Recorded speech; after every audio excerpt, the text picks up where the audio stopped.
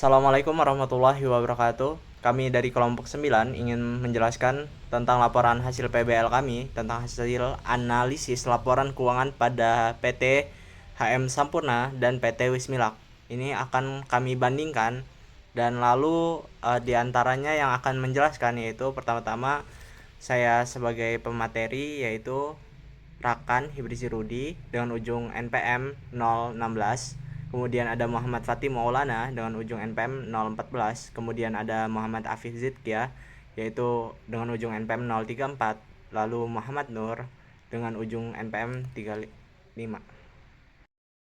Latar belakang dari Project Based Learning Analisis Laporan Keuangan.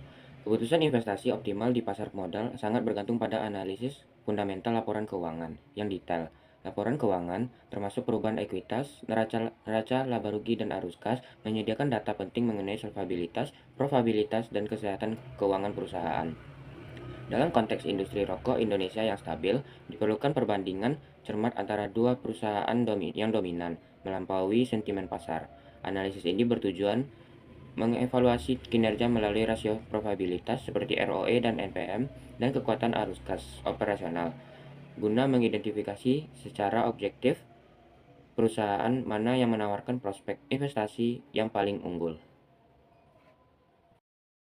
Tujuan melakukan penelitian project based learning analisis laporan keuangan ini yaitu yang pertama, mendeskripsikan dan membandingkan profil bisnis serta posisi strategis kedua perusahaan sebagai dasar penentuan konteks investasi. Yang kedua, mengevaluasi dan menganalisis tren komparatif pertumbuhan pendapatan dan laba bersih untuk mengukur stabilitas dan potensi ekspansi bisnis mereka.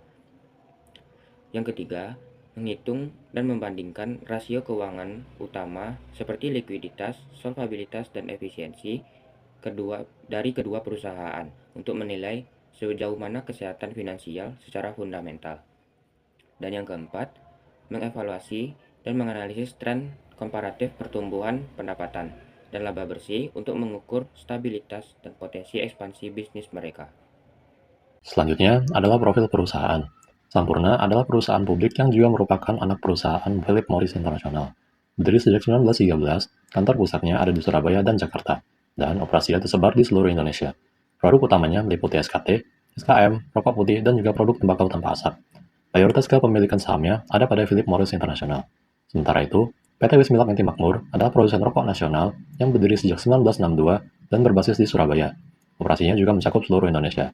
Produk utamanya mencakup SKT, SKM, Cerutu, dan Filter Rod. Perusahaan ini dikendalikan oleh keluarga pendiri dan memiliki dua anak usaha, yaitu PT Guarajaya dan PT Gawijaya. Kita masuk ke overview kinerja keuangan dari Sampurna. Di mana kita bisa lihat di ini total asetnya 17,51% dan total liabilitas naik 52%. Cukup signifikan. Tapi kita bisa lihat dari angka perubahannya itu tuh total aset itu tuh lebih tinggi dari peminjaman total liabilitas. Jadi total aset yang meningkat lebih signifikan walaupun persenannya berbeda jauh. Nah, kemudian kita bisa lihat di sini ekuitas sangat meningkat dari perubahannya 69 miliar. Berarti di sini ada pemasukan dari saham atau yang lain modal. Nah, sehingga ada peningkatan. Kemudian kita bisa lihat di sini ada penjualan bersih. Nah, ini nih 100%. Dari beban pokok penjualan yang dipakai itu 83%. Berarti yang dipakai 83%. Kemudian total penghasilan komprehensif yang didapatkan setelah dikurangi itu tuh 6,95%. Jadi cukup banyak yang dihasilkan setelah dikurangi beban-beban. Kita masuk ke overview kinerja keuangan dari PT Wismilak. Di mana total asetnya itu menurun 1 juta dan total liabilitasnya itu naik 400 ribuan.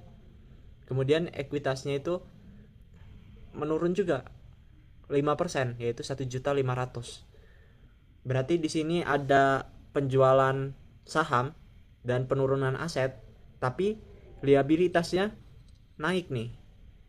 Jadi kalau kita lihat dari laporan posisi keuangannya ini nih Wismilak dalam keadaan gawat. walaupun dia masih bisa dari rasionya itu tuh masih bisa membayar hutangnya, tapi terjadi penurunan yang sangat signifikan.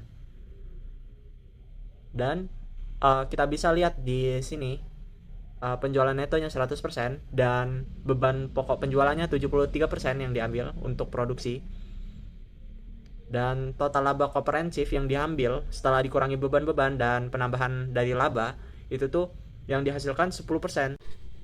Kita masuk ke analisis rasio dari Sampurna, dimana di sini ada kategori likuiditas, dimana ada rasio lancar, cepat, dan kas. Lancar ini dia sehat karena lebih dari 1,7.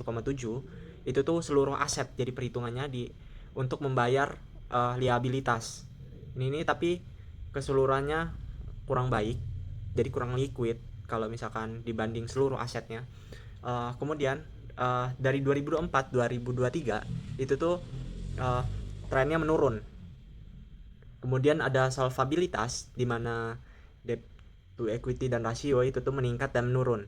Kemudian profitabilitasnya menurun seluruhnya dari tahunnya. Kemudian aktivitasnya itu sangat efisien dan rata-rata piutangnya cuma 10,70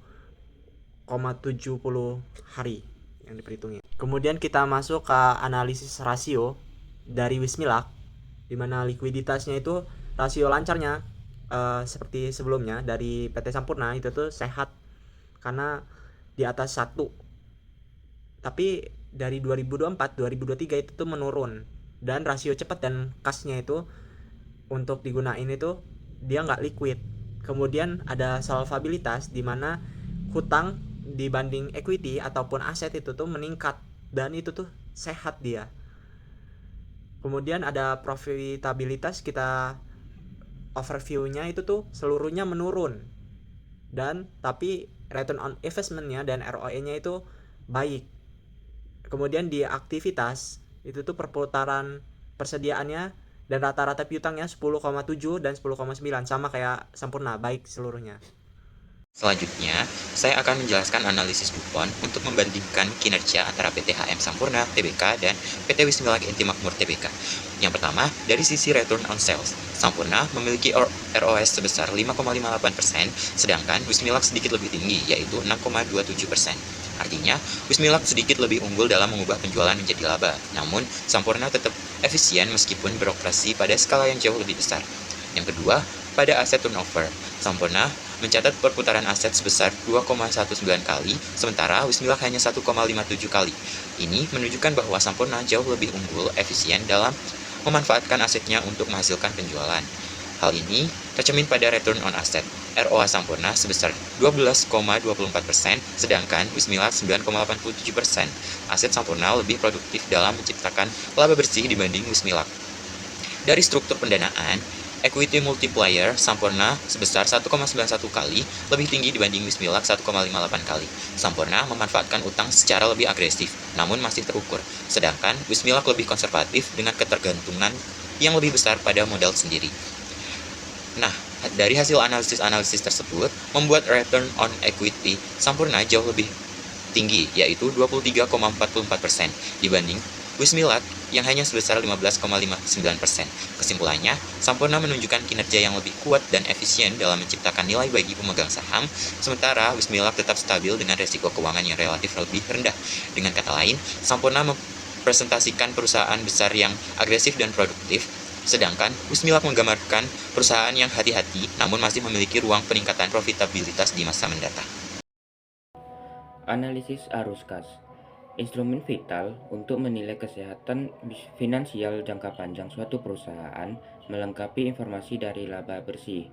Laporan arus kas dibagi menjadi 3 aktivitas utama, yaitu arus kas dari aktivitas operasi, arus kas dari aktivitas investasi, dan arus kas dari aktivitas pendanaan.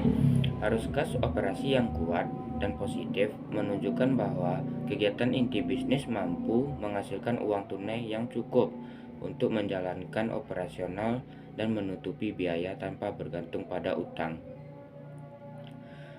Analisis ini memberikan bukti konkret tentang bahwa kemampuan perusahaan dalam mendanai ekspansi, melunasi kewajiban, dan membayar dividen secara berkelanjutan menjadikannya indikator paling penting dari kualitas laba dan solvabilitas real perusahaan. Analisis arus kas dari perusahaan PT Sampurna. Yang pertama, arus kas dari aktivitas operasi, yaitu menurunnya sebesar 17,8% dari 6,28 triliun menjadi 5,16 triliun, terutama akibat peningkatan pembayaran kas kepada para pemasok, karyawan, dan pajak. Pembayaran cukai relatif stabil. Yang kedua, arus kas dari aktivitas investasi. Terjadinya pergeseran yang signifikan ke penerimaan kas karena adanya penurunan saldo pinjaman antar perusahaan dari Philip Morris Finance SA dan peningkatan penerimaan kembali pinjaman hingga 21 triliun rupiah. Sementara itu, pembelian aset tetap untuk pemeliharaan dan fasilitas produk bebas asap meningkat. Yang ketiga, arus kas dari aktivitas pendanaan. Penggunaan kas meningkat sebesar 26,4% atau setara dengan 1,73 triliun yang didorong oleh pembayaran dividen yang lebih tinggi sebesar 8,6 triliun pada tahun 2024 yang dibandingkan dengan 6,36 triliun pada tahun 2023 serta sedikit kenaikan dalam pembayaran liabilitas sewa. Kesimpulan dari analisis arus kas PT Sampurna ini yaitu penggunaan kas untuk aktivitas pendanaan meningkat sebesar 26,4%, yaitu sebesar 1,73 triliun, terutama karena kenaikan yang signifikan pada pembayaran dividen sebesar 8,6 triliun pada tahun 2024. Analisis arus kas dari PT Wismilak. Yang pertama, arus kas dari aktivitas operasi meningkat dari 199,2 miliar ke 156,9 miliar karena turunnya pembayaran kas kepada para pemasok meningkatkan kas dari kegiatan ini. Yang kedua, arus kas investasi. Penggunaan kas meningkat sebesar 57,10% ke 192,4 miliar yang dialokasikan terutama untuk pembelian aset tetap seperti mesin atau peralatan guna mendukung ekspansi. Yang ketiga, arus kas pendana dari aktivitas pendanaan.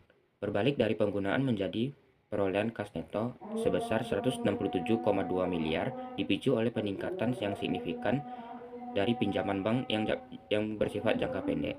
Kesimpulan dari analisis arus kas PT Wismilak yaitu peningkatan investasi modal yang didukung oleh perolehan kas yang lebih baik dan lonjakan pinjaman bank yang bersifat jangka pendek sehingga likuiditas tetap terjaga.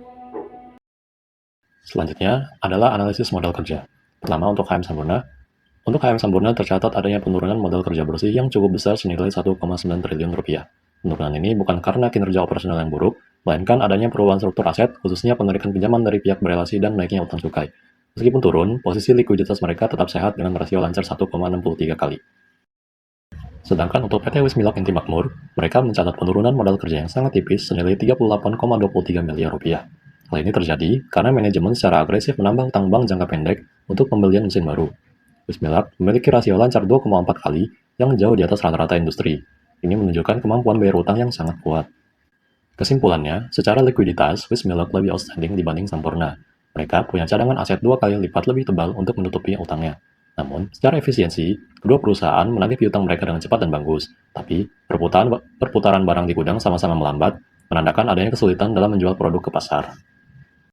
Jadi kesimpulannya, Sampurna berada pada posisi yang lebih stabil dan defensif. Total aset memang turun sedikit, tetapi perusahaan fokus pada efisiensi dan penataan neraca. Sebaliknya, Wismilak sedang dalam fase pertumbuhan agresif ditunjukkan oleh kenaikan aset yang kuat karena peningkatan modal kerja dan capex. Dari sisi pendanaan, Sampurna tetap low leverage meski ekuitas turun akibat dividen yang agresif. Sedangkan Wismilak masih equity heavy namun leverage naik signifikan untuk membiayai ekspansi. Keduanya mengalami penurunan profitabilitas, tetapi penurunan laba dan margin di Wismilak lebih tajam. Karena itu, Sampurna lebih cocok bagi investor yang mencari stabilitas dan dividen, sementara Wismilak menarik bagi investor yang mengincar potensi pertumbuhan lebih tinggi dengan konsekuensi risiko keuangan yang lebih besar. Baik, saya tutup presentasi dari kelompok 9. Terima kasih sudah mendengarkan. Wassalamualaikum warahmatullahi wabarakatuh.